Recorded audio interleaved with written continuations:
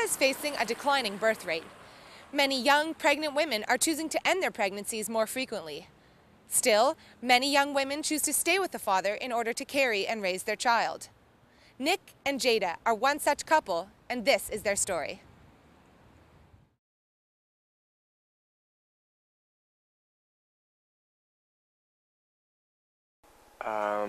In grade 8, Jada's friend had a crush on me, and she was scared to come over by herself, so she brought Jada. And then me and Jada just ended up flirting the whole time. And then just dated on and off since then. Until last year, when we got our act together and decided enough games, let's just settle down and be happy. Nick and Jada were in their second year at St. Thomas University in Fredericton, New Brunswick, when they found themselves at the hospital for what Jada thought was a rugby injury. I thought I hurt my stomach from a rugby injury, so I was in a lot of pain, and it was in my abdominal area, so I couldn't move. I was getting sick. I couldn't eat, and so we went to the hospital. And they took blood work, and we were freaking out. Like, Nick was with me the whole time. Like, what's wrong? What's wrong with me? Like, why can't I eat? Why am I throwing up? And they brought back the blood work and asked me, did you know you were pregnant? Well, no. Figures show that the odds of a young mixed-race couple staying together to raise their child are low. But Nick and Jada decided to move home to Dartmouth, Nova Scotia to have their daughter, Malaya. Bye, bye. Bye.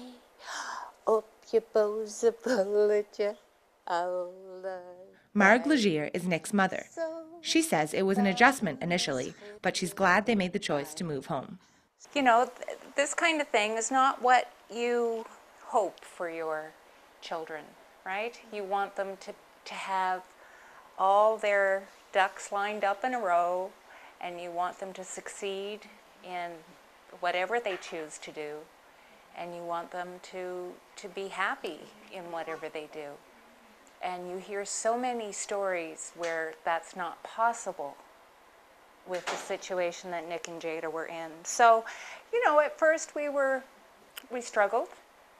But when they joined us in April, when they came back from school, and they moved in, it was good. Martha Lakin is the Director of Services at the Women's Care Centre in Fredericton. She says young fathers are often pulled in many directions when faced with a pregnancy, and many choose abortion. Big thing is boyfriends want them to have abortions. It's easier for them.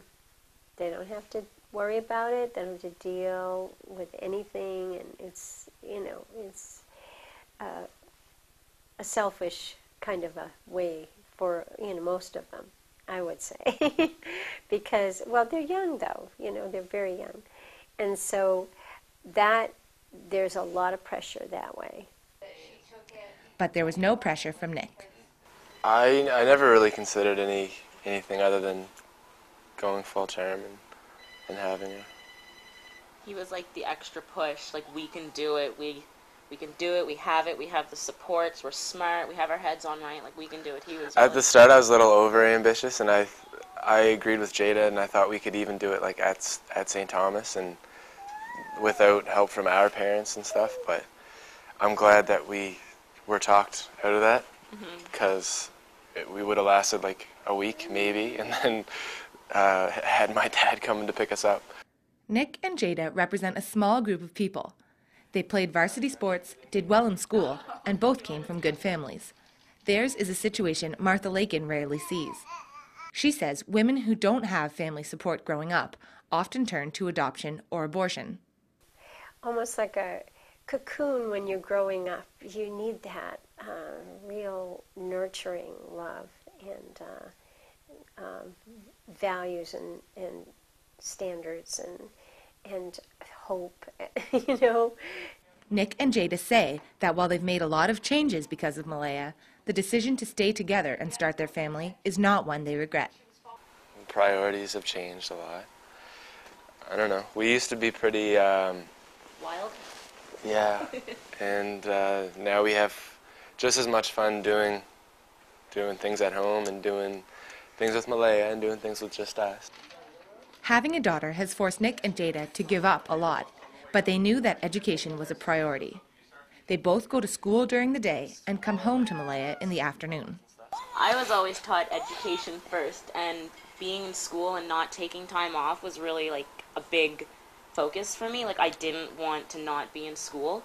I didn't want to take the time off. At the same time, I didn't want to be away from her, so we just had to balance everything out. Like, we had to make it work. Like, if we didn't make it work, we'd have the best of one world, and then the other one would have just been shut down.